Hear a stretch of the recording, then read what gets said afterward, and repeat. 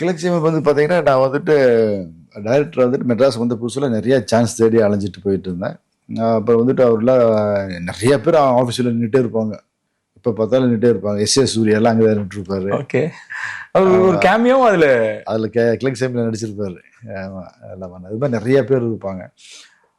அப்போ வந்துட்டு அவர் பார்க்கவே முடியல. அதுக்கப்புறம் நான் வந்து சின்ன தாய் படத்துல நடிச்சு எல்லாம் வந்ததுக்கப்புறம் அந்த கிழக்கு சீமை ஷூட்டிங் போறப்போ போய் நான் வந்துட்டு டைரக்டரை போய் பார்க்க போயிருந்தேன். அப்போ வந்து பார்த்துட்டு, இந்த கேரக்டர் நல்லா இருக்கிறா, பட் என்னன்னா நீ ஆல்ரெடி 2, 3 படம் நடிச்சிட்டேன். எங்களுக்கு ஃப்ரெஷ்ஷான புதுமுகம் தான் எனக்கு வேணும் ஓகே அப்படின்ட்டு போயிட்டார். கிளம்புறதுக்கு 2 நாளைக்கு முன்னாடி சொல்லிட்டு போயிட்டார். போயிட்டு அங்கே வந்துட்டு பிரேம்னு ஒரு ஆர்டிஸ்ட் அவர் வச்சு பண்ணியிருக்காங்க. அவர் ஏதோ சின்ன மிஸ்டேக் நடந்துருச்சு. அவரை எடுத்துட்டு அப்புறம் நான் நடித்தேன். அப்புறம் நடிச்சு கிளிக்ஸும் பெரிய ஹிட் ஆச்சு.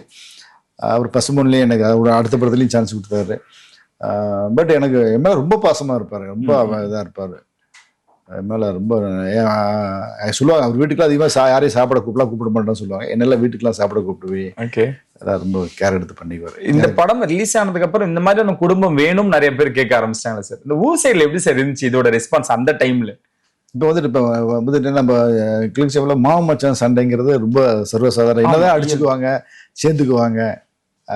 அந்த வாழ்க்கை முறையெல்லாம் ரொம்ப இதாக இருக்கு. சின்ன விஷயத்துக்கு அடிச்சுக்குவாங்க, ஆனால் விட்டு கொடுத்துக்க மாட்டாங்க. உரிமை, நீங்க நீ எனக்கு என்கிட்ட இருக்கணும், நீ என்கிட்ட கேட்க, எனக்கு மூத்த முறையை கொடுக்கணும், சபையில் எனக்கு முக்கியத்துவம் கொடுக்கணும் அப்படின்ட்டு ரொம்ப உரிமையா எடுத்துக்குவாங்க நம்ம கிராமங்கள்ல.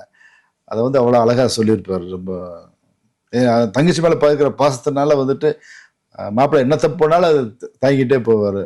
அண்ணா கேரக்டர் விஜயகுமார் சார் இப்பவும் நிறைய கிராமங்கள்ல இருக்குது.